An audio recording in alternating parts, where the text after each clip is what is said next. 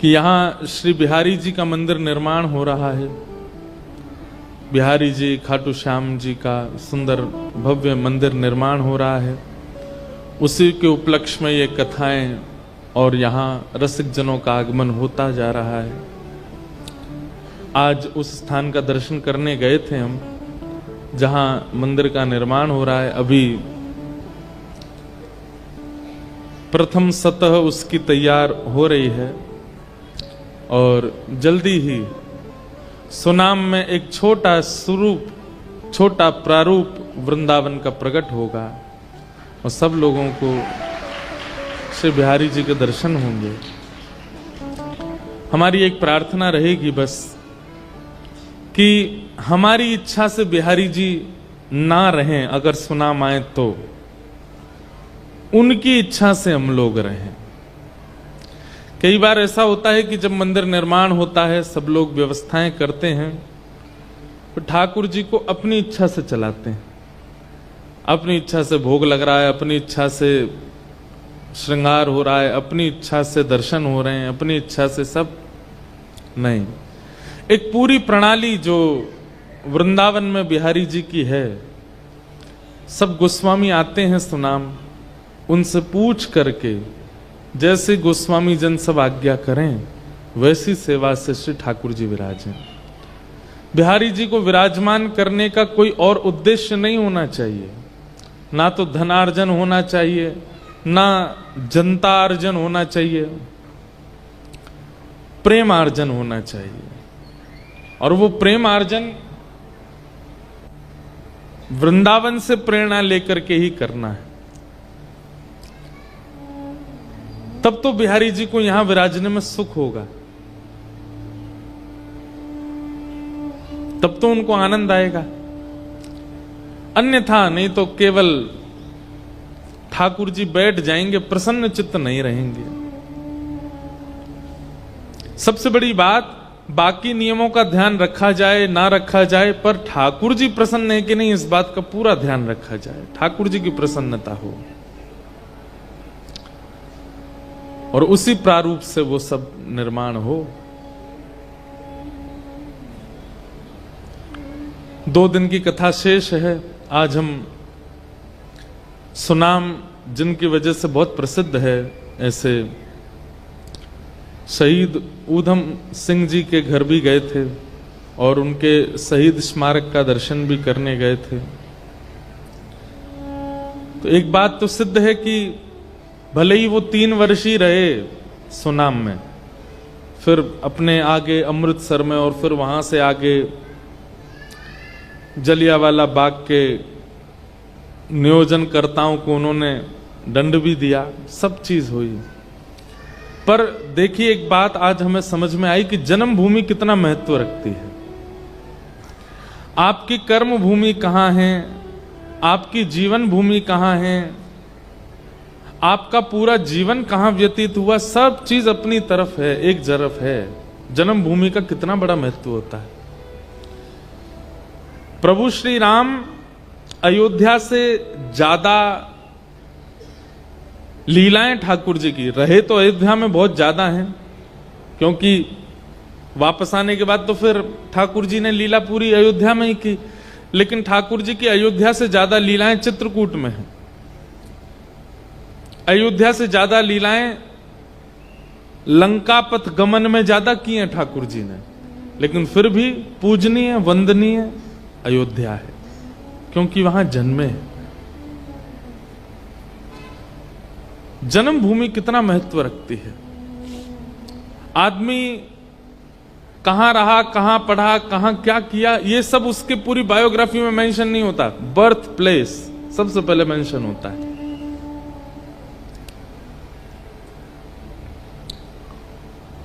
क्यों? क्योंकि दिव्य शक्तियां उस स्थान को चुनती हैं जहां पर किसी भक्त को, किसी वीर को, किसी श्रेष्ठ को जन्म लेना होता है। वो भूमि सामान्य नहीं हो सकती जहां कोई श्रेष्ठ जन्म लेता है। भले ही वो रहे ना वहां पर, जन्म ले तो भी उस भूमि की योग्यता होती है, श्रेष्ठता होती है। तो सुनाम की धरती इस बात से संचित है, इस बात से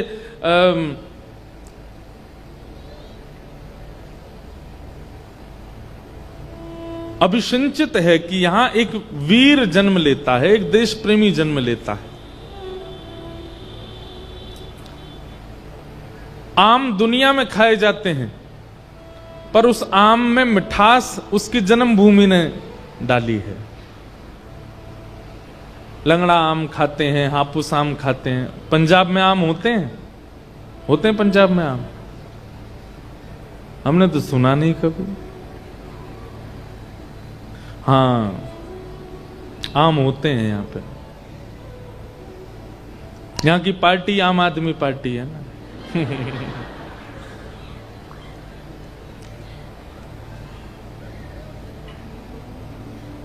तो आम ही होते हैं यहां पे। तो आम पूरी दुनिया में खाए जाते हैं, पर उस आम में मिठास उसकी जन्मभूमि ने दिया है। कई लोग होते हैं वो आम के इतने प्रेमी होते हैं, आम मुंह में जाते ही अरे ये तो महाराष्ट्र के वहां का आम है, इतना मिठास तो वहीं हो सकती है। एक केसरी आम होता है, वो बिल्कुल केसर जैसा होता है, वो गुजरात तरफ में शायद होता है, अब कहां कहां होते हैं पता नहीं।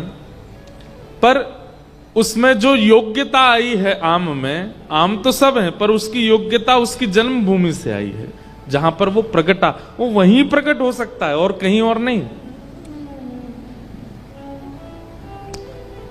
ठीक वैसे ही ये जो सुनाम की भूमि है, ये देश प्रेम करने वाले को जन्म देती है, इस बात का प्रतीक है ऊधम सिंह जी।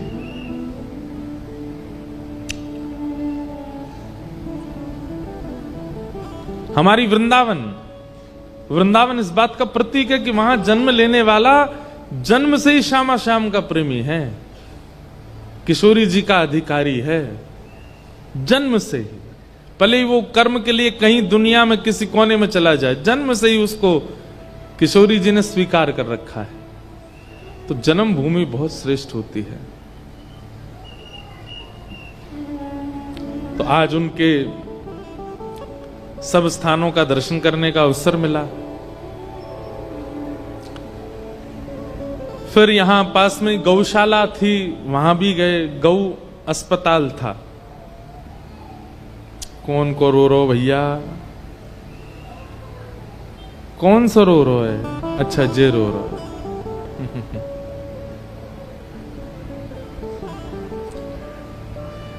बोलो वृंदावन बिहारी लाल। कई बार बच्चे इसलिए रोते हैं, माता जी उनकी छोड़ देती हैं, जाओ पंडाल में आगे जाके रोए आओ। तो नहीं, यहां तो माता जी साथ ही हैं, इसलिए हमको ध्यान रखना पड़ता है कई माताओं के बालकों का। तो खूब आनंद मिला। अब एक दिन की कथा और शेष है, आज तो बस विश्राम होगी और कल कथा सुबह होगी भैया 10 बजे से। ऐसा मत करना कि आप लोग सोते रह जाओ, जरूर आ जाना। कल कथा विश्राम 1 बजे विश्राम हो जाएगी, उसके बाद फिर हम यहीं से ही प्रस्थान करेंगे आगे।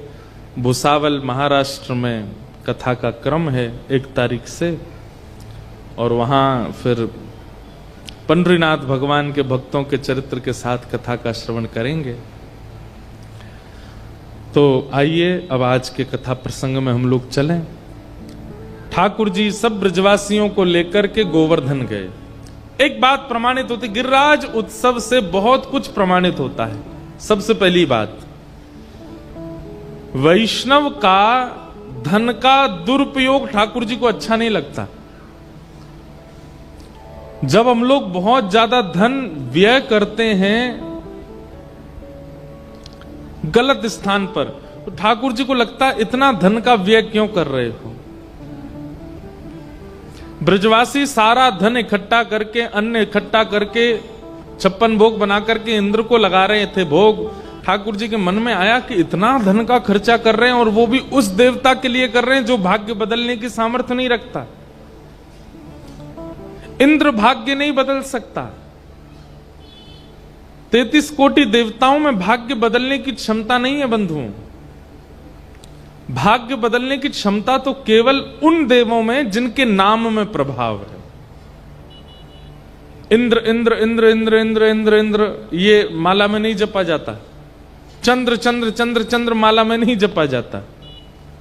वायु वायु वायु ये माला, इनके नाम वायु नाम जपे नहीं, इनके नाम में सामर्थ्य, ये योग्य हैं, ये देव हैं, इनको वंदन करना चाहिए। पर इनके लिए संपूर्ण अपना व्यय खर्च करके उत्सव करना, ठाकुर जी कहते हैं ये अनौपचारिकता है, ये आवश्यक नहीं है। हम लोग भूल चुके हैं कि किन देवताओं को वंदन करना चाहिए। कई बार अपनी मनोकामनाओं की पूर्ति के लिए हम किसी को भी पूज लेते हैं, किसी को भी वंदन कर लेते हैं, किसी को भी प्रणाम कर लेते हैं, किसी के सामने ही सिर झुका देते हैं, समर्पित हो जाते हैं। ठाकुर जी को उस समय बहुत पीड़ा होती है। अरे नेक भरोसा रख भैया, नेक डट जा, नेक नेक। अब जैसे बालक रोता है, क्यों? भूख लगी है, तो मां थोड़ी देर उसको रोने देती है। ठीक है, अब मैं जाऊंगी, जाकर के दूध गर्म करूंगी, गिलास में भरूंगी, तभी तो पिलाऊंगी। अब बालक को यह नहीं पता होता कि इतनी देर लगती, उसको लगता है मुझे दे क्यों नहीं रही है।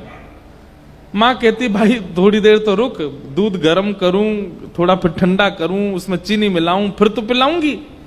लेकिन बालक अबोध होता है, वो रोता है, कई बार चीजें फेंकता है, मुझे दूध चाहिए, अभी लाके दो। तो मां क्या कहती है? रोता रहे थोड़ी देर, अब ये तो पागल है, इसको क्या समझाऊं मैं, छोटा बालक है। मां गई तो उसके लिए सामग्री लेने ही है, लेकिन वो बालक इतनी देर में विचलित हो जाता है। ठीक वैसे ही हम लोग हैं। हम लोग ठाकुर जी के सन्मुख जीवन जी रहे हैं। जब कोई कामना करते हैं जीवन में या किसी वस्तु की आवश्यकता होती है, ठाकुर जी कहते हैं नेक डट जा, नेक धैर्य रख, आ रही है, सही समय आएगा, वो वस्तु आएगी। पर हम लोग इतने विचलित हो जाते हैं, अरे भैया ये यहाँ इन देवता से काम ही नहीं चल रहा हमारा, कोई और बताओ। वहां पीपल का पेड़ है, उस पर ऐसे नारियल बांध आओ, ठीक है, यहां से भी काम नहीं बना। हरियाणा में एक पीर बाबा है, उन पर ऐसे करे आओ, यहाँ पे भी काम नहीं बना। वहां जाओ, वहां मदिरा पिलाया देवता को उससे काम बन जाएगा, वहां पे भी काम नहीं बनना। वहां तेल चढ़ाया हो। अब होता क्या है, इतने सारे देवताओं को आपने बोल दिया कि हमारा काम बनवाओ, एंड में जाकर के खिचड़ी बन जाती है, कोई काम नहीं होता। इसलिए भैया एक के रहिए सदा,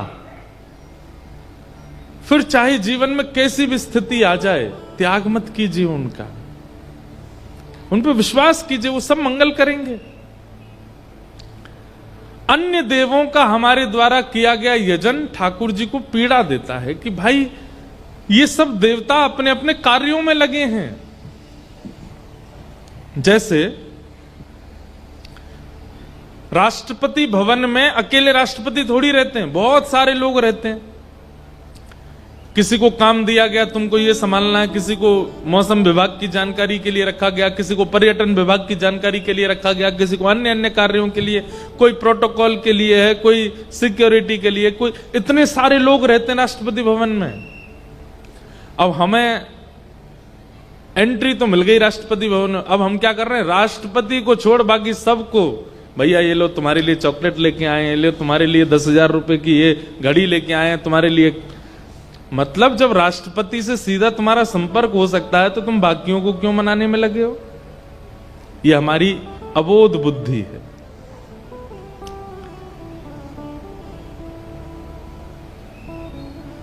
जब साक्षात श्रीमन नारायण प्राप्त हो गए तो फिर धैर्य क्यों नहीं है चित्त में हमारे? कार्य की सिद्धि हो जाएगी वहां। उन पे विश्वास कीजिए, उन पे भरोसा कीजिए और थोड़ा पेशेंस कीजिए, थोड़ा धैर्य रखिए, सब मंगल होगा। अन्य देवों में और हमारे वृंदावन वृंदावन ठाकुर जी देव तो है ही नहीं, वो तो महादेव के भी देव हैं। महादेव भी जिन पे आनंदित रहते हैं वो हैं। अन्य देवों में और वृंदावन चंद में अंतर क्या है? बहुत ध्यान से सुनिएगा। अन्य देव हम किसी को बड़ा छोटा नहीं बोल रहे हैं, लेकिन हम एक बात बता रहे हैं जो कि मूल समझने की बात है। कई लोगों को हो सकता है हमारी बात अच्छी नहीं लगे, पर जो फैक्ट है वो कह रहे हैं। अन्य देव आप वस्तु मांगेंगे आपको दे देंगे, ना समय का विचार करेंगे, ना स्थिति का विचार करेंगे, ना परिस्थिति का विचार करेंगे। आपने मांगा और उन्होंने दिया। लेकिन वृंदावन चंद आप मांगोगे, वो कहेंगे अभी नहीं, जब सही समय होगा तब मिलेगा, जब योग्यता होगी तब मिलेगी। जैसे छोटा बालक घर के बाहर के व्यक्ति से कहे मुझे चिप्स दिला दो, बाहर वाला व्यक्ति आजा बेटा चल मेरे साथ ले चिप्स ले। लेकिन अपने माता पिता से कहे हमें दिला दो, नहीं, पहले तुम्हारा मंडे को टेस्ट है, उसमें इतने मार्क्स ला के दिखाओ तब देंगे। तो बालक कहता है फिर पक्का दोगे? बोले हाँ देंगे। फिर वो पढ़ाई करता है, अध्ययन करता है, सब कुछ करता है, सब कुछ कर कर आकर के फिर उसको वो उपहार दिया जाता है। और उसमें भी कई माताएं इतनी चतुर होती हैं कि वो बाहर की चीज दिलाती नहीं, वो आलू लेके घर में ही बना देती हैं ताकि स्वस्थ रहे। चाहिए तो चिप्स ही ना घर की खा ले। मतलब वो आपके स्वास्थ्य का भी विचार करेंगे, आपके भविष्य का भी विचार करेंगे और आपकी योग्यता का भी विचार करेंगे, तब जाकर के वस्तु आपको देंगे। और बाहर वाले उनसे तो आप कभी मांग लो वो सब चीज दे देते हैं। वो थोड़ी विचार करेंगे कि आप अस्वस्थ हो जाओगे, आपको इससे हानि होगी, आपका इससे बुरा होगा। नहीं, वो तो कहेंगे अरे बालक है मांग रहा है दे दो इसको। बस यही अंतर है वृंदावन चंद में और अन्यों में। ठाकुर जी के मन में आया ये सब ब्रजवासी इंद्र की पूजा करते हैं, और इंद्र तो देव है, देवता तो कार्यों में लगे हैं। इंद्र को दिया गया है कार्य कि तुमको वर्षा करनी है, वरुण को दिया गया है कार्य तुमको जल का स्तर ऐसे रखना ताकि खेती बाड़ी हो सके, वायु को कार्य दिया गया, चंद्र को कार्य दिया गया, सूर्य को कार्य दिया गया, सब देवी देवताओं को कार्य दे रखे हैं। भाग्य बदलने की सामर्थ्य नहीं है सब में, वो तो केवल नारायण में। जिनमें देवताओं को बदलने की सामर्थ्य है वो नारायण है। तब ठाकुर जी ने विचार किया कि अब हमने एक बड़े हो गए हैं, 7 वर्ष की हमारी आयु हो गई है, अब तो ये सब हमारी बात मानेंगे। और ठाकुर जी सब ब्रजवासियों को लेकर के श्री गिरिराज जी गए, गोवर्धन गए। और श्री गिरिराज जी जाकर के ठाकुर जी ने सबको वचन दिया। बोले तुमने आज तक इंद्र के दर्शन किए? बोले नहीं।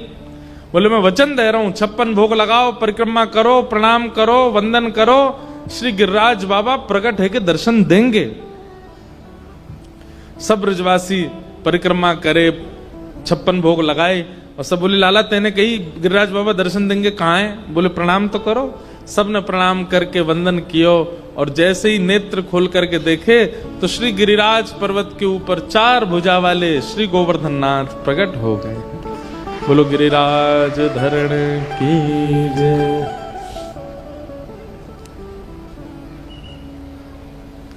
दर्शन हुए।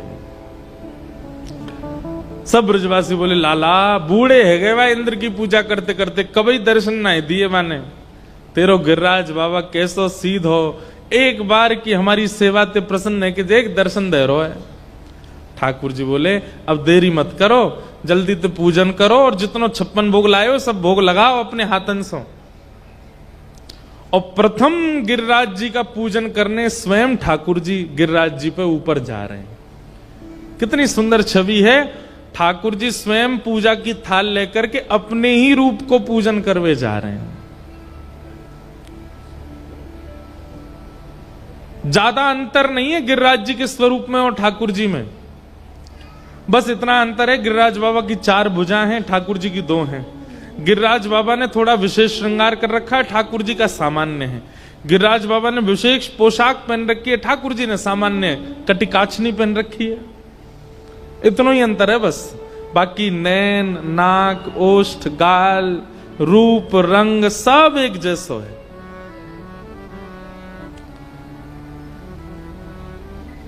मधुमंगल श्रीदामा तन सुखा मन सुखा सबरे ठाकुर जी के सखा गए। बोले लाला देवता तो बड़ा जोर को लग रहा है। ठाकुर जी बोले दूर ते दर्शन कर लियो, और मोते जैसे दारी को बोल दे इनते मत बोल दियो।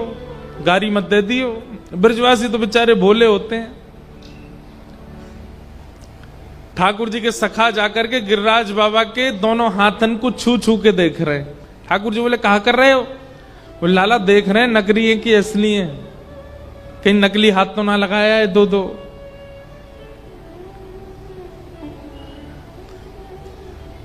सीधाम बोलो बोले लाला एक बात बता। बोले कहा जी गिरिराज बाबा को मोह तोते बहुत मिले। ब्रजभाषा समझ रहे हैं आप लोग? सीधाम बोलो बोले लाला जी गिरिराज बाबा की शकल को हमारी ब्रजभाषा में के मोह कहा के मोह मुंह को बोलते मोह। लाला जी गिरिराज बाबा को मोह तोते बहुत मिल रहा है। देखिए तेरे जैसी आंखें, तेरे जैसे नाक, सब कुछ तेरे जैसा ही है।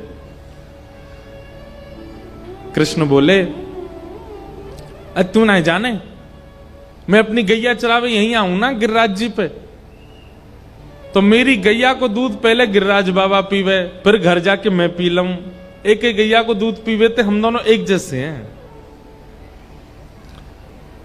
सीधाम बोलो जे कोई बात है लाला, गैया को दूध पीवे तो कोई शक्ल मिले? क्यों तेरी बहन और तेरी शक्ल ना मिले? बोले हम भी मिले तो क्यों, तुमने अपनी मैया को दूध पियो या हमारे तुम दोनों उनकी चेहरा मिले। और कोई भी बहन भैया देख ले, कछु चीज तो उनकी मिले, कोई के कान मिले, कोई की आंख मिले, कोई की नाक मिले। एक ही मैया के बालकन के चेहरा काहे को मिले? क्योंकि मैया को दूध पी में एक ही मैया को दूध पियो। ऐसे एक ही गैया को दूध पीवे की वजह से हमारो चेहरा मिले। मधुमंगल बोला हाँ लाला बात तो सही कह रहा हो, बिल्कुल यही मारे तेरो चेहरा मिले गिरिराज जी ते। सीधाम बोलो लाला एक बात बता, दूध तो बछड़ा भी पीवे और वही दूध है हम पी जाएं। जी बछड़ा आज तक हमारे जैसो का गुना भयो।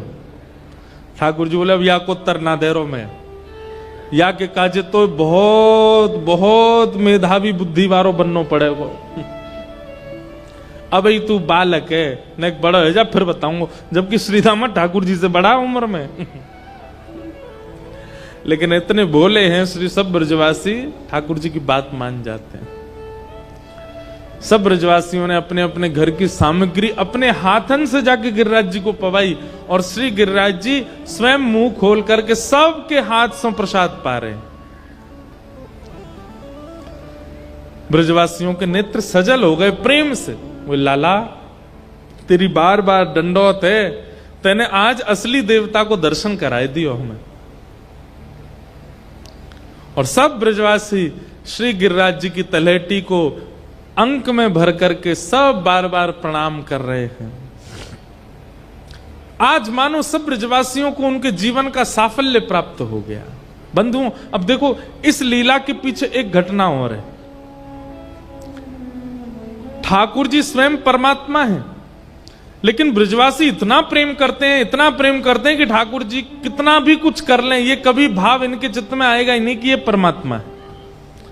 अभी तक भगवान ने अघासुर, बकासुर, धेनुकासुर, पूतना, कालिया नाग सब मार दिए इनके सामने, फिर भी ब्रजवासियों को यह विश्वास नहीं है कि ये परमात्मा है। क्यों? प्रेम जहां बहुत अतीत में होता है वहां प्रभुता दिखाई नहीं देती। ब्रजवासियों को नहीं लगता कि लाला परमात्मा है। और इसी कारण से ये सब ब्रजवासी ठाकुर जी को प्रणाम नहीं करते, ठाकुर जी को वंदन नहीं करते, बस देखते हैं, प्रेम करते हैं, बस इतना ही है।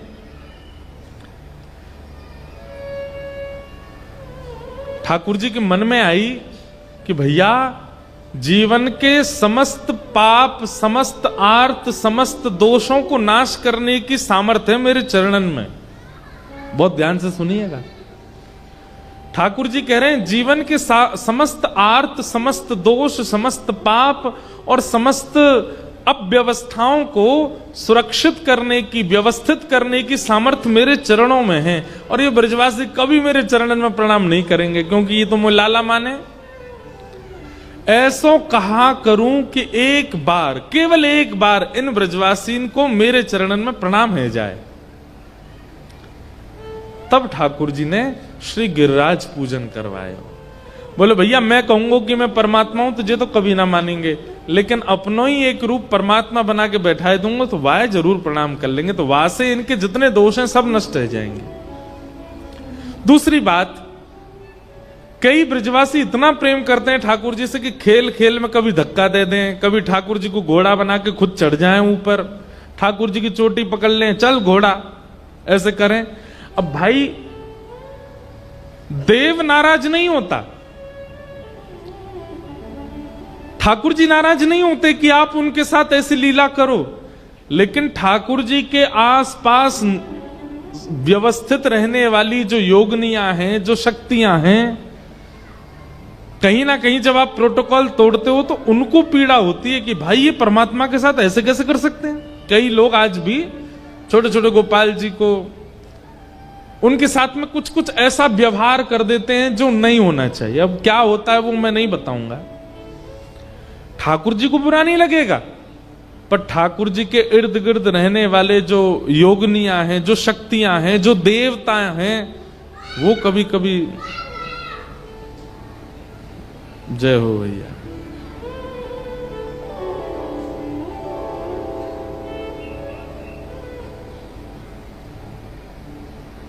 क्या बता रहा था मैं?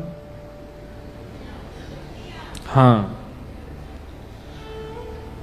उन्हें पीड़ा होती है और वो यदि दुखी हो जाते हैं तो वो कई बार दंड दे देते हैं।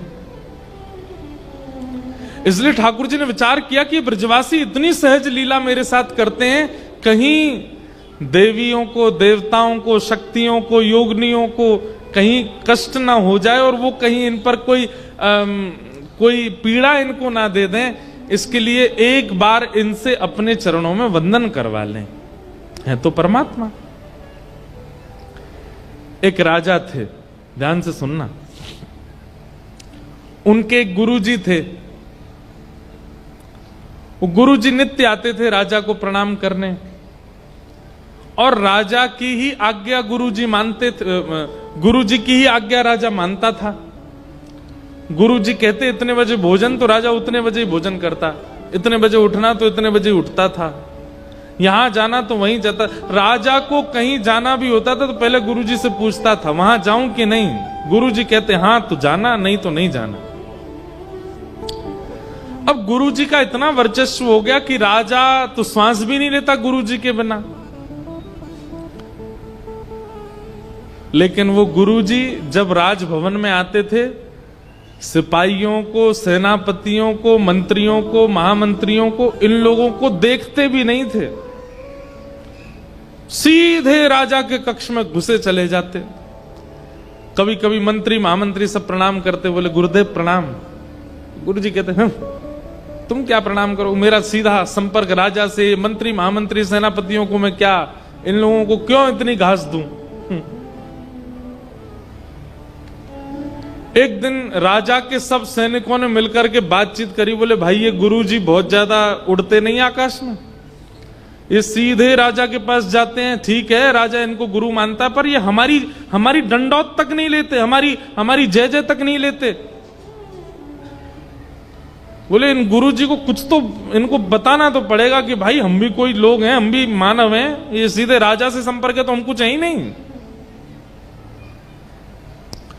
तो सब सैनिकों ने, मंत्री महामंत्री, राजा को छोड़ करके पूरा राजभवन इकट्ठा हो गया। बोले क्या करें? तो सब लोगों ने योजना बनाई कि भाई गुरुजी को मिलने ही मत दो राजा से। दूसरे दिन गुरुजी आए, जैसे प्रवेश करने लगे द्वारपालों ने रोक दिया। गुरुजी बोले ए द्वार खोलो, हमको भीतर जाने दो। बोले राजा है नहीं अंदर। बोले राजा है नहीं, हमसे आज्ञा लिए बिना वो कहीं जाते ही नहीं, कहां चले गए? मंत्री महामंत्री सेनापति आदि सब आ गए। बोले अब तो गुरुजी ऐसी बात है कि जब तक आप हमसे बात नहीं करोगे, हमको प्रणाम नहीं करोगे, हम राजा से मिलने नहीं देंगे। गुरुजी हंसने लगे, बोले तुमको पता है इसका दंड क्या मिलेगा तुमको? अगर राजा के पास मैं पहुंच गया तुम सबको सूली पे चढ़वा दूंगा। मंत्री बोले पहुंचे तो चढ़वाओगे ना, हम पहुंचने ही नहीं देंगे। जाके दिखाओ अंदर कैसे जाओगे। अब गुरुजी जहां से प्रवेश करना चाहे, पूरी सेना अगेंस्ट थी उनकी, बस राजा एकमात्र उनका प्रेमी था। सैनिकों ने, मंत्रियों ने घुसने ही नहीं दिया अंदर उनको। गुरुजी बाहर बैठ गए, बोले मैं यहीं बैठ रहा हूं, कभी तो निकल के आएगा राजा, कब तक नहीं जाने दोगे अंदर। मंत्रियों ने कहा एक काम करो, इनके हाथ पैर बांधो, मुंह में पट्टी वट्टी बांध के इनको कहीं दूर फेंक के आओ। राजा से कह देंगे गुरुजी पधार गए, इनसे मिलने ही नहीं देना। गुरुजी बोले तुम लोगों को पता है अगर मैंने राजा को एक बात भी बता दी तुम्हारा क्या होगा? बोले हम पता लगने ही नहीं देंगे राजा को। और सब सैनिकों ने उनके हाथ पैर बांध दिए और मुंह बांध दिया, दूर कहीं जंगल में उनको छोड़ के आ गए। राजा आज सुबह से बैठा था, जल भी नहीं पिया। बोले गुरुजी आके बोलते हैं तब पीता हूं। मंत्री आदि आए, बोले भगवान, बोले आज हमारे गुरुजी नहीं आए। तो मंत्रियों ने कहा आए थे गुरुदेव, सुबह सुबह जल्दी जल्दी में आए और बोल के गए मेरी एक कथा है, मैं 7 दिन के लिए जा रहा हूं, राजा को बोल देना अपना खाना पानी सब जो भी करता है सब नियम रूप से करे, मैं 7 दिन बाद आके मिलूंगा। राजा बोला ये तो पहली बार हुआ, गुरुजी बिना मुझे से मिले कहीं जाते नहीं। ठीक है, जल्दीबाजी में रहे होंगे। राजा ने पानी भी पी लिया, भोजन भी कर लिया, अपना नियम से रहने लगा। अब कोई निर्णय पर आए तो फिर रुक गए, बोले नहीं गुरुजी आएंगे तब होगा। तो मंत्री बोले नहीं गुरुजी ये भी कह के गए थे कि 7 दिन के अंदर कोई भी निर्णय लेना हो राजा अपने मन से ले सकते हैं, मेरी आज्ञा है, वो जो लेंगे वो उचित ही होगा। राजा बोले अच्छा गुरुजी ऐसा बोल गए? बोला हाँ। सब विश्वसनीय थे तो मान गए राजा बात। अब 7 दिन पूरे होने वाले थे। राजा का नियम था वो हफ्ते में 1 दिन पालकी में या फिर घोड़े पर बैठकर के नगर भ्रमण के लिए जाता था। तो नगर भ्रमण अगले दिन होना था। तो मंत्री महामंत्री बोले भाई कहीं ऐसा नहीं हो कल राजा बाहर निकले और वो ब्राह्मण जिसको हम दूर फेंक के आ गए हैं वो कहीं बीच में आकर के राजा से कहीं मिल ना ले। सब लोग तैनात रहे ना। बोले ठीक है। अब राजा अगले दिन निकले नगर भ्रमण के लिए।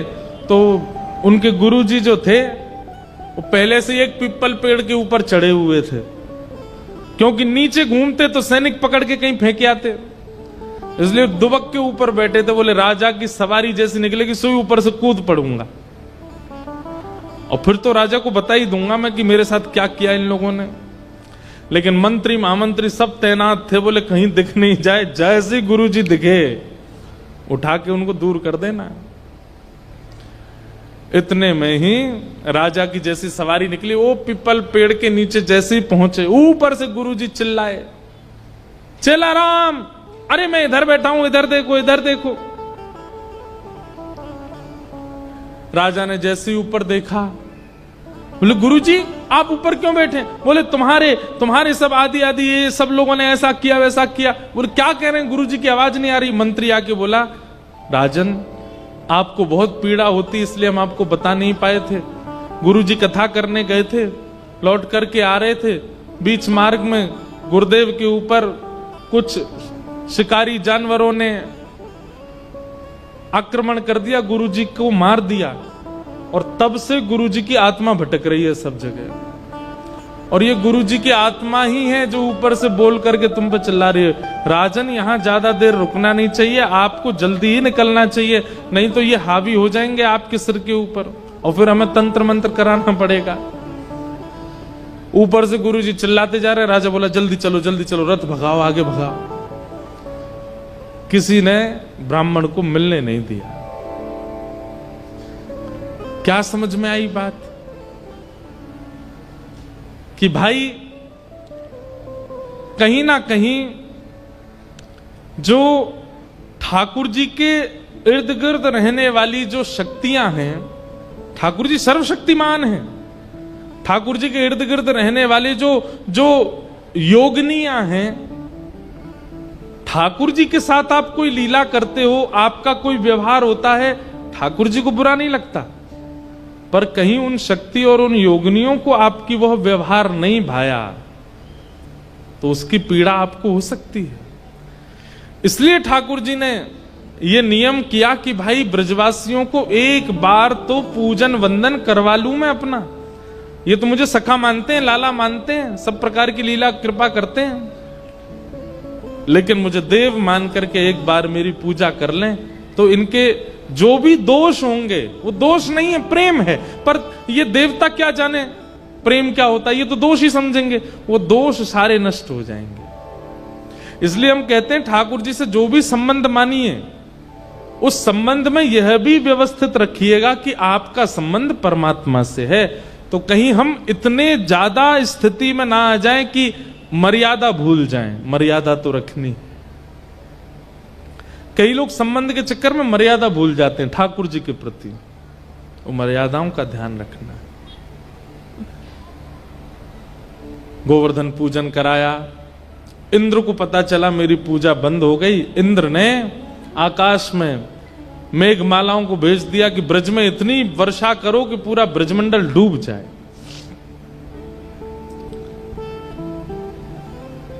गड़गड़ करके बादलों ने आक्रमण कर दिया। जैसे ही मूसलाधार बारिश प्रारंभ हुई, सब ब्रजवासी अपने अपने झोला लेकर के भागने लगे। हम तो पहले ही मना कर रहे, इंद्र नाराज है, जाएगो देखो है क्यों नाराज। ठाकुर जी बोले जिनकी शरण में आए हो उन पर विश्वास करो, वो सब विधि रक्षा करेंगे।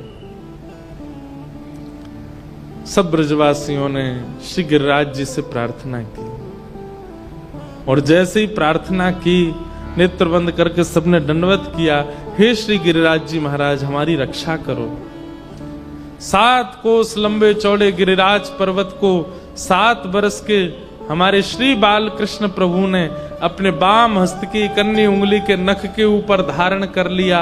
सब ब्रजवासियों ने जैसे ही नेत्र खोल करके देखे, ठाकुर जी बोले जल्दी आ जाओ, सबरे नीचे आगे खड़े हो जाओ, गिरिराज जी की शरण में आ जाओ, इंद्र कछु ना कर पाएगो। सब ब्रजवासी दौड़ करके गए और क्या देख रहे हैं, 7 बरस के हमारे बाल कृष्ण प्रभु ने 7 कोस लंबे चौड़े गिरिराज पर्वत को अपनी बाम हस्त की कन्नी उंगली के नख पर धारण कर लिया। बोल गिरिराज धारण की। ठाकुर जी ने धारण किया। सब ब्रजवासी दौड़ करके गए, अपनी अपनी छड़ियां नीचे लगा करके सब ब्रजवासी टकटकी लगा करके लाला को देख रहे हैं।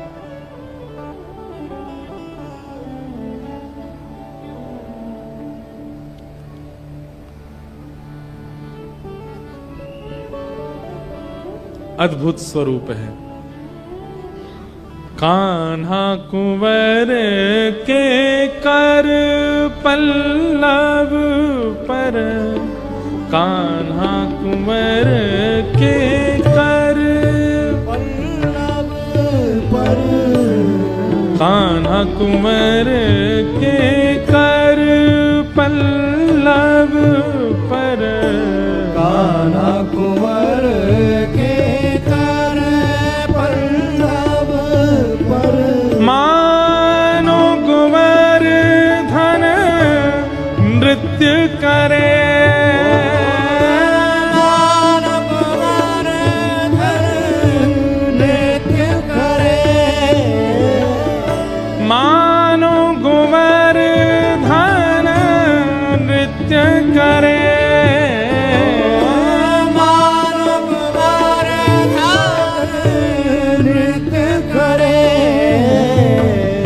कान्हा कुंवर के कर पल्लव पर, कान्हा कुंवर के कर पल्लव पर। कैसा दृश्य लग रहा है, मानो ठाकुर जी की उंगली पर गिरिराज जी नृत्य कर रहे हैं। कभी इधर को जाते हैं, कभी इधर को जाते हैं, कभी इधर होते हैं, कभी इधर होते हैं, और श्री ठाकुर जी बीच में खड़े, जैसे एक तराजू ऊपर नीचे होता है, जैसे बालकों का एक पार्कों में वो लगा रहता है ना कुर्सी, ऐसे ऊपर नीचे होती है, ऐसे श्री गिरिराज जी दोनों तरफ नृत्य कर रहे हैं, बीच में ठाकुर जी खड़े हैं। और जहां की तरफ गिरिराज जी नीचे जाते हैं, ब्रजवासी अपनी अपनी छड़ी लगाते हैं, पूंछ री के लौटा हनुमान जी जाकर के सबका बल बढ़ाते हैं।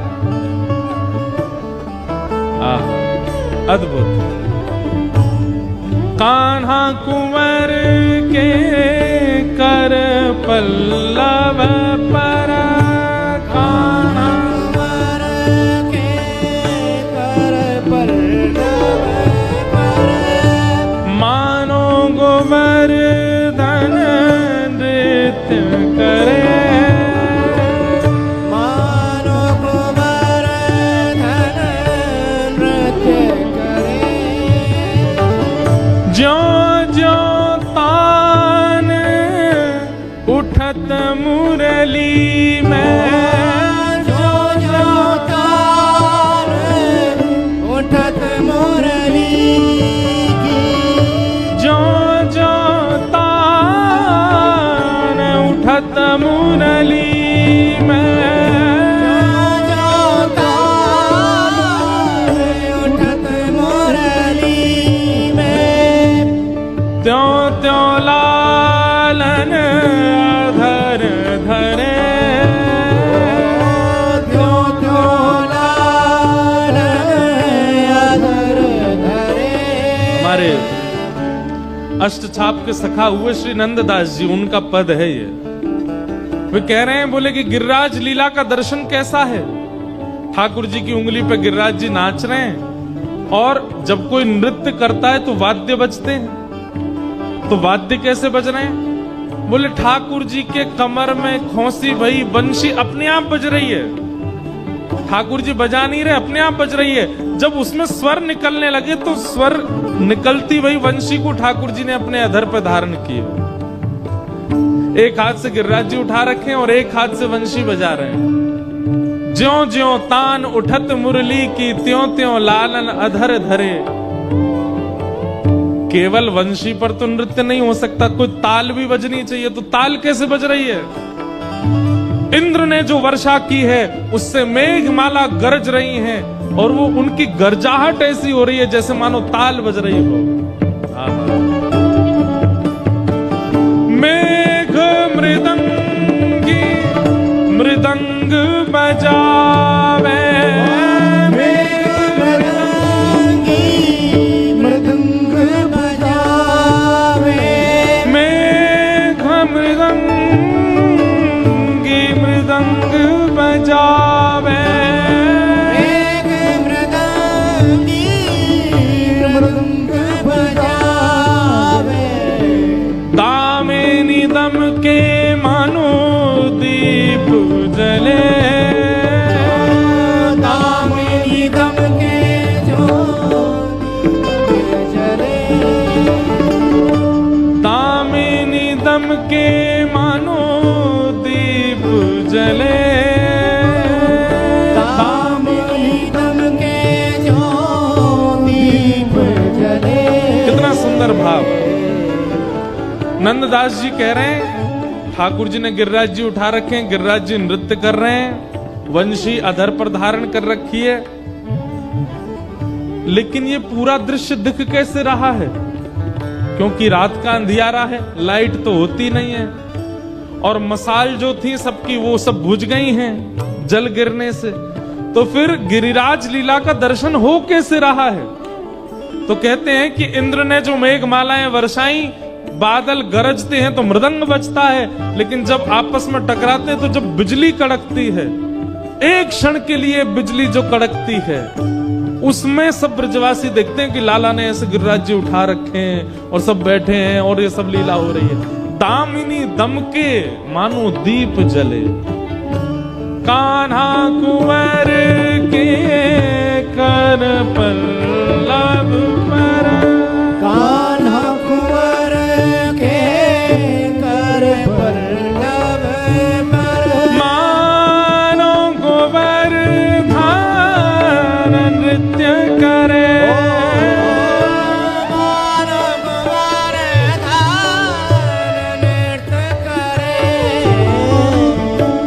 और वंशी बज रही है, मृदंग बज रहे हैं, लेकिन गा कौन रहा है?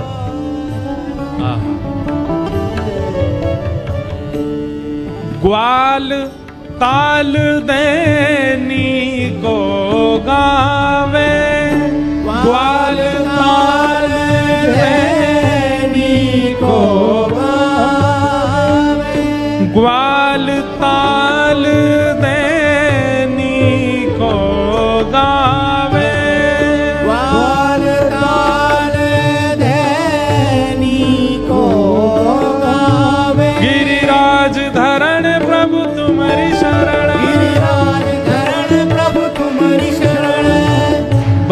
ऐसे ही जैसे अभी ताल दे के आप सब गाने लगे, ऐसे ही ठाकुर जी बंशी बजा रहे हैं, मेघ मृदंग बजा रहे हैं, गिरिराज जी नृत्य कर रहे हैं और सब ब्रजवासी बालक ग्वाल बाल ताल दे करके गा रहे हैं।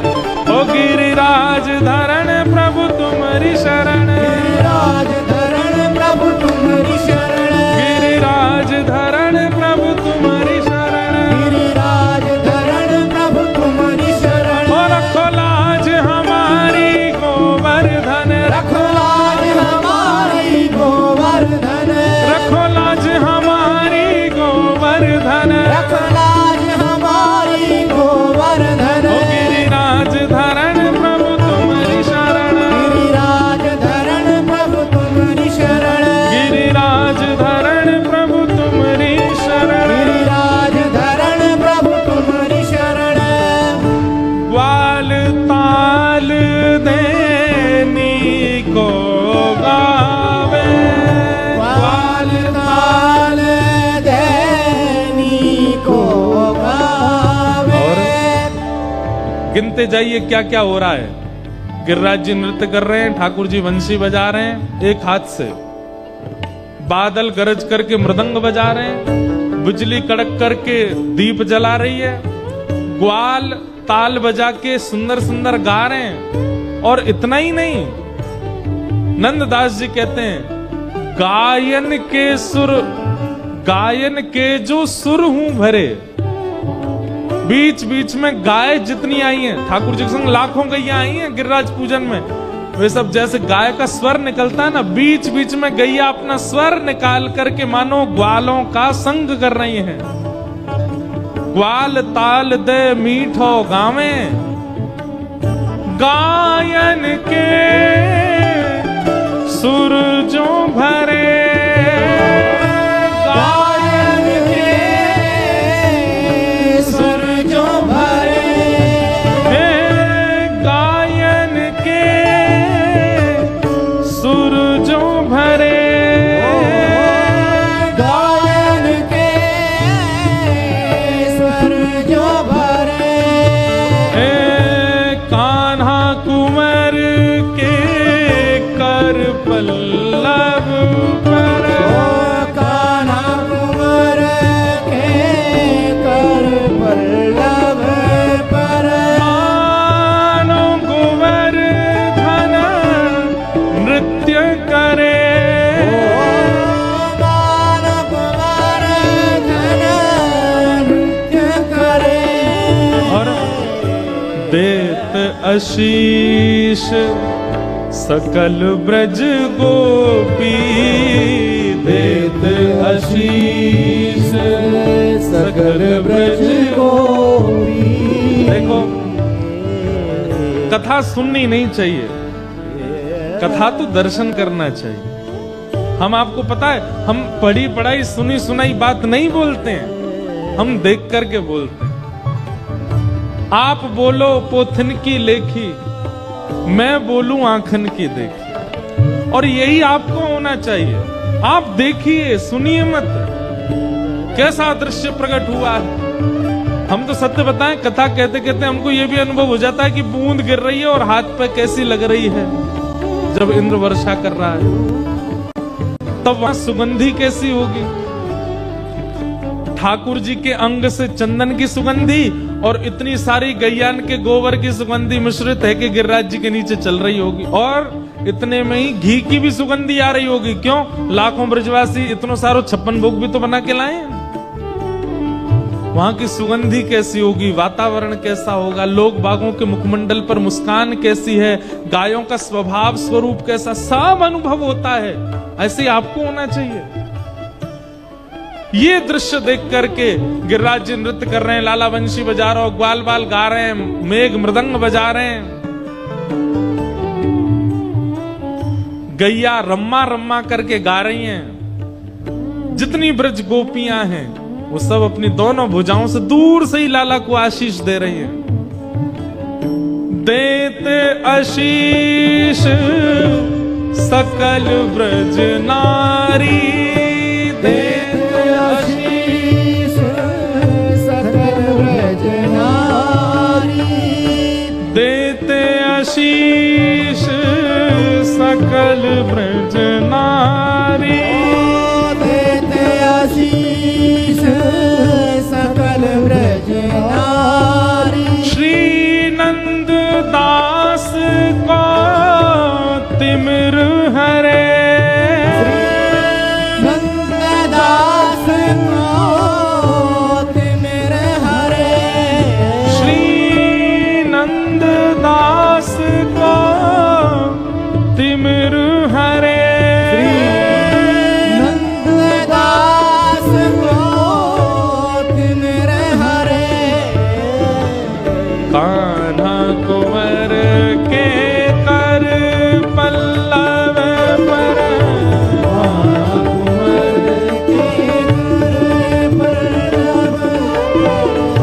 मानो गोवर्धन नृत्य करे।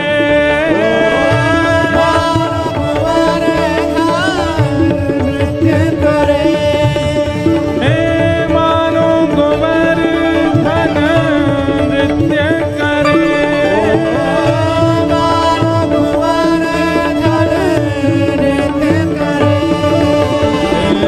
कान्हा कुंवर के कर पल्लव पर।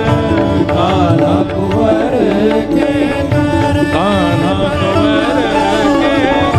कान्हा कुंवर के कर पल्लव पर। श्री गिरिराज धरण की। बताओ कैसे हम गा रहे हैं, कथा कर रहे हैं, शक्ति हमारी क्षीण होनी चाहिए, लेकिन आपकी जय कमजोर होती है। बोल गिरिराज धरण की। ठाकुर जी ने गिरिराज जी उठा लिए। सब ब्रजवासी अपनी अपनी छड़ी लगा खड़े हैं। ठाकुर जी बोले भैया एक बात बताओ। बोले हाँ। तुमने अपनी छड़ी काहे को लगा रखी है? लाला हम छड़ी हटा देंगे तो गिरिराज जी नीचे आ जाएंगे। बोले और मेरी उंगली? बोले तैने जबरदस्ती लगा रखी, तू हटा ले अपनी उंगली, ये हमारी छड़ी इन पर टिक जाएंगे गिरिराज जी। ठाकुर जी बोले 21 किलोमीटर लंबे चौड़े ऊंचे गिरिराज जी तुम्हारी छड़ी इन पर टिकेंगे? तू क्या सोच रहा हो, तेरी उंगली पर टिक रहे हैं? ठाकुर जी बोले तो भैया फिर संभालो, मैं हटा लो उंगली। बोले हाँ हाँ हटा ले लाला, हमने लगा ली छड़ी अपनी। ठाकुर जी ने जैसी उंगली ने एक नीचे करी, महाराज सब की छड़ियां चट चट टूटने लगी, गड़गड़ करके गिरिराज जी नीचे आने लगे। अरे लाला संभाल संभाल संभाल। ठाकुर जी ने फिर से अपनी उंगली लगाई। अब दूर दूर तक सबकी छड़ियां टूट टाट के गिर गईं।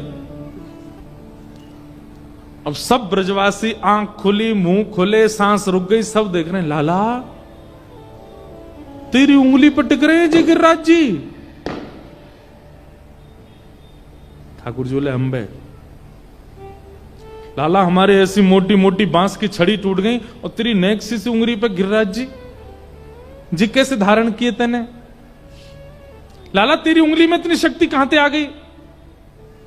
ठाकुर जी बोले हम जय जय हैं। कौन है? एक बार करो सबरे ऐसे, दूसरा हाथ रखो कमर पे, बोलो हम जय जय हैं। हाँ ठाकुर जी ऐसे ही बोले हम जय जय हैं। ब्रजवासी बोले लाला दोबारा बोलियो तू कौन है? ठाकुर जी शर्मा के बोले हम जय जय हैं। अच्छा ऐसा कौन सा काम किया जय जय आपने जो आप जय जय हो? ठाकुर जी बोले काना कियो मैंने? 6 दिना की आयु में मैंने पूतना मारी, 3 महीना की आयु में मैंने सक्टासुर मारो, अघासुर, बकासुर, धेनुकासुर, केसी सबरे मारे मैंने, और कालिया नाग आ गयो जमुना जी में, बाकू भी मैंने ही जाके मारो। और आज तुम सबरे ब्रजवासी पे इंद्र कोपायमान भयो, मैंने गिरिराज जी उठा लिए। बताओ हूं कि ना मैं जय जय? ठाकुर बोले बस बस बस बस बस बस बस कर लाला, मारी तेने पूतना। ठाकुर जी बोले तो कौन ने मारी? बोले तेने ना मारी, वास्तव में सबरे मरे मराए आए, मरे मराए इनमें हाथ धर के कह दे मैंने मारे। ठाकुर जी बोले ये कोई बात है, ये कोई तुक है तुम्हारो, मरे मराए कौन सो आयो। ब्रजवासी बोले लाला जा ब्रज में आवे के काजे बहुत पुण्य करने पड़े, क्योंकि बहुत पुण्य होंगे तभी ब्रज में घूम सको। अब ये सबरे राक्षस बिना पुण्य किए ब्रज में घुस गए, तो इन सबन के जो थोड़े बहुत पुण्य वो छीण हेन लगे। और जैसे ही ये सबरे तेरे पास पहुंचे, तेरे पास आते आते इन सबन के पुण्य है गए शून्य, और जैसे शून्य भय इनके प्राण निकर गए, और वही समय प्राण निकरती तेने छू दिए, यूं के मैंने मारे। ठाकुर जी बोले मतलब तुमने इतनी बड़ी कथा बना ली ये सिद्ध करने के लिए कि मैंने नहीं मारे।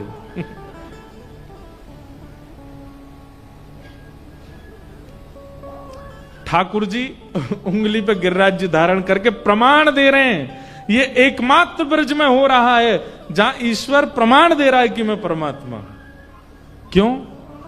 आज प्रेम की विजय हो गई, ईश्वरत्व हार गया, प्रेम जीत गया वृंदावन। ब्रजवासी बोले यशोदा मैया तेरो लाला पूरे दिना गैया चरावे बाहर, हमें तो लगे यानी जंगल में कोई बाबा मोड़ा देख लियो, बातें यानी तंत्र विद्या सीख ली है, और वही बाबा ने याकू कोई टोना टोटका सिखायो, यानी इतना बड़ो पर्वत उठा लियो। अब मैया या तो यूं कहे ये हमें वो सिखावे ताकि हम भी ऐसी पर्वत उठा लेकर। लाला तेरी उंगली में इतनी शक्ति कहां से आई बता। ठाकुर जी बोले मैं कहूंगा कि मैं भगवान तो मानोगे नहीं, टोना टोटका मैंने कछु कियो नहीं है, अब मैं कहां उत्तर दूं। तब ठाकुर जी प्रेम वश एक उत्तर देते हैं, कछु माखन को बल बढ़्यो, कछु गोपन करी सहाय, श्री राधे जू की कृपा सो मैंने गिरिवर लियो उठाए। अरे भैया नेक तो मुंह में बल आ गयो, तुम सबन के आते माखन चुरा चुरा के खायो मैंने, कछु माखन को बल बढ़ो। आप सबन के माखन देखो, ठाकुर जी से एक गुण सीखिए, क्या? मान देना। क्या? मान देना। हम लोग पता है मान देना भूल चुके हैं, हमको केवल मान लेना आता है, देना नहीं आता। किसी व्यक्ति की योग्य प्रशंसा करना हम भूल चुके हैं। अगर हमें कोई बात अच्छी लगती है ना किसी की, तो हम लोग इतने क्रूर हो चुके हैं हृदय से कि हम उसके मुंह पर जाके प्रशंसा करते नहीं है। ठीक है, अच्छी लगी तो लगी, ठीक है, अब क्यों बोलना उससे जाके, छोड़ो। हमारा संगी साथी मित्र कोई अच्छा क्रिया करता है, हमको व्हाट्सएप पर पता चले कि उसने अच्छा किया, तो हम 2 लाइन उसको सराहना के लिख के भेजते नहीं है।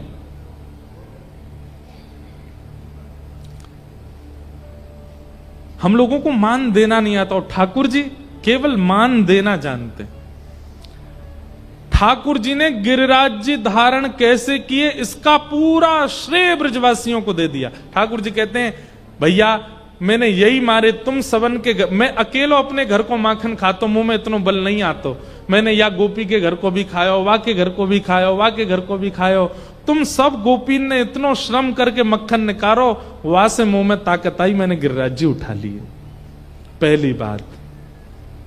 दूसरी बात, कछु गोपन करी सहाय, बोले नेक माखन के बलते तो मैंने गिरिराज जी उठाए, और फिर आप सब गोप ग्वालन ने मेरी सहायता करी। बोले हमने कहा क्यों लाला?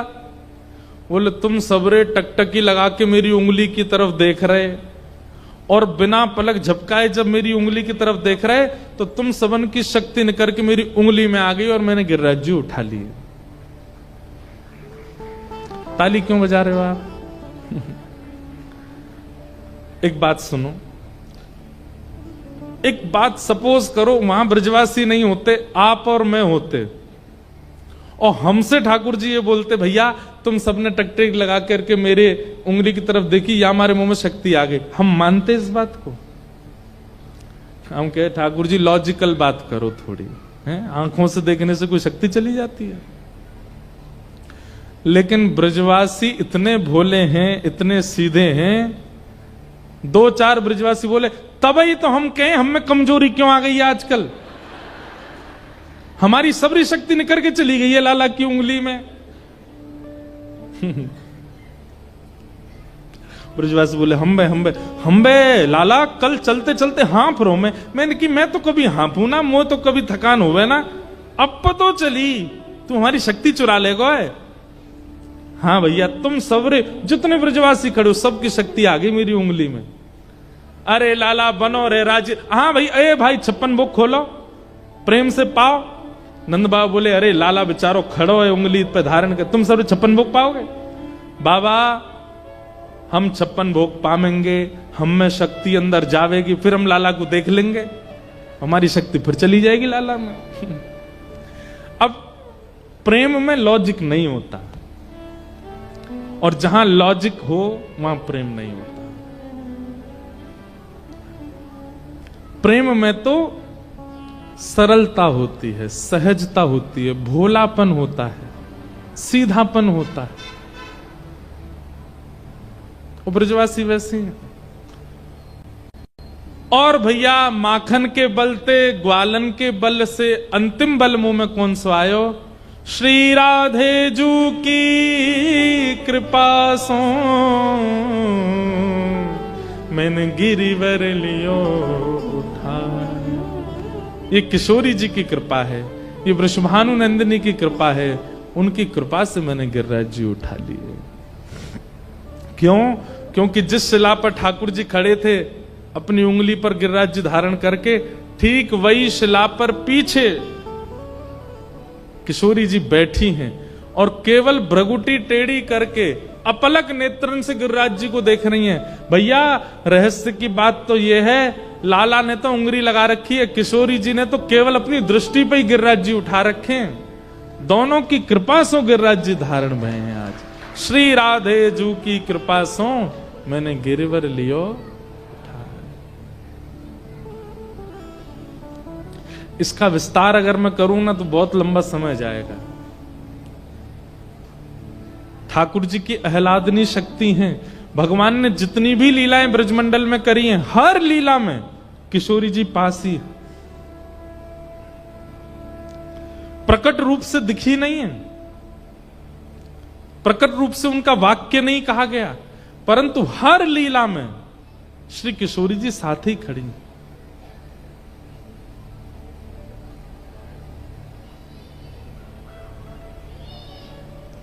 इसलिए हमारे कृष्णदास जी गाते हैं,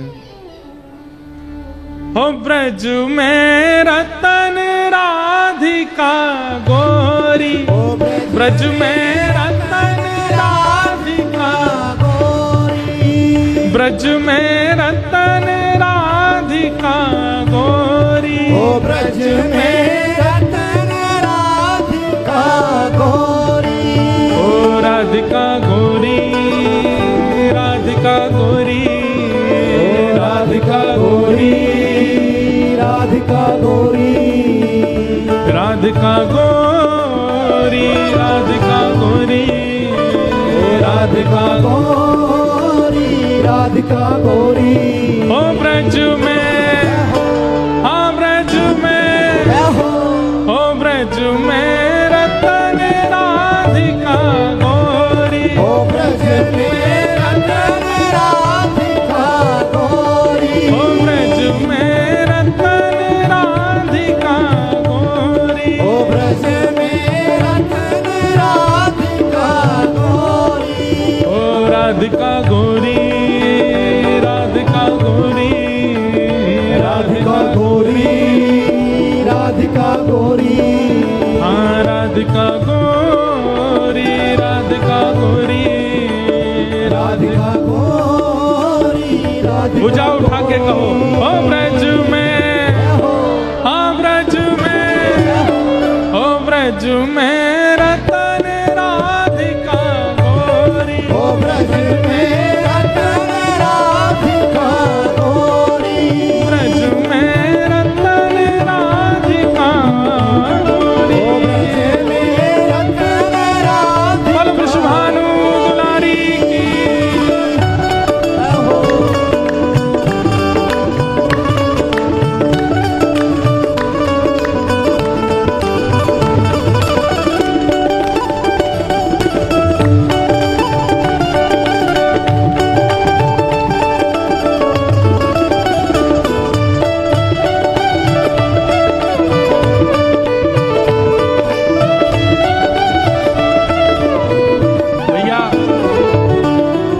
ब्रज में जो भी रतन है सबको चुरावे की जिम्मेवारी हमारे लाला की है, तो फिर किशोरी जी कैसे बचें? इसलिए हमारे श्री नंददास जी कहते हैं, हर लीनी वृषभानु भवन ते, हर लीनी वृषभानु भवन ते, हर लीनी वृषभानु भवन ते, हर लीनी वृषभानु भवन, हे वृषभानु भवन, वृषभानु भवन ते, वृषभानु भवन ते, वृषभानु भवन ते, हर लीनी वृषभानु भवन ते, हर लीनी वृषभानु भवन ते, नंद सुवन की जोड़ी,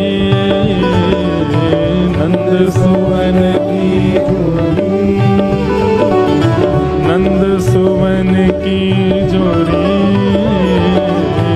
नंद सुवन की जोड़ी, ओ ब्रज में, ओ ब्रज में, ओ ब्रज में रतन राधिका गोरी, ओ ब्रज में रतन राधिका गोरी, ब्रज में रतन राधिका ओ गोरी। ब्रज में रतन राधिका आइए। गोरी, ओ राधिका गोरी, राधिका गोरी, राधिका गोरी, राधिका गोरी, राधिका गोरी, राधिका गोरी, राधिका गोरी, राधिका गोरी, ओ ब्रज में, हाँ ब्रज में, ओ ब्रज में रतन राधिका गोरी, ओ ब्रज में रतन राधिका गोरी, ब्रज में रतन राधिका ओ ब्रज गोरी। में रतन राधिका गोरी। जाओ।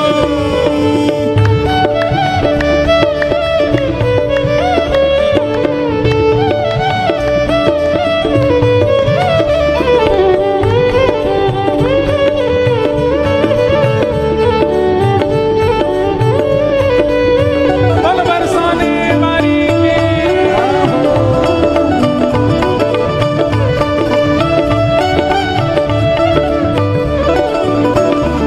हे कुंजन कुंजन बिहरत दो, कुंजन कुंजन बिहरत दो, हाँ कुंजन कुंजन बिहरत दो, कुंजन कुंजन बिहरत दो, ओ यहाँ बिहरत दो, आ बिहरत दो, यहाँ रमणत दो, आ बिहरत दो, ओ यहाँ बिहरत दो, आ बिहरत दो, यहाँ रमणत दो, आ रमणत दो, ओ यहाँ बिहरत दो, आ बिहरत दो, यहाँ बिहरत दो, आ बिहरत दो, हे कुंजन कुंजन बिहरत दो, आ कुंजन कुंजन बिहरत दो, और यमुना जल खोड़ी,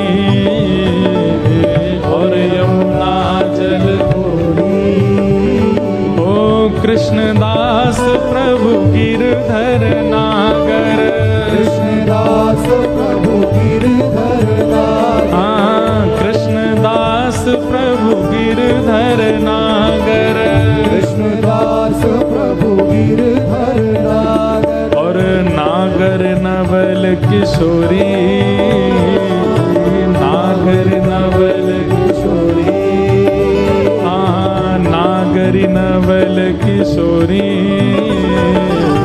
नागरी नवल किशोरी, ओ ब्रज में, हाँ ब्रज में, ओ ब्रज में रतन राधिका गोरी, ओ ब्रज में रतन राधिका गोरी, सब ते सुघड़ राधिका गोरी, ओ सब ते सुमन राधिका गोरी, ओ राधिका गोरी, राधिका गोरी, राधिका राधिका गोरी, राधिका गोरी,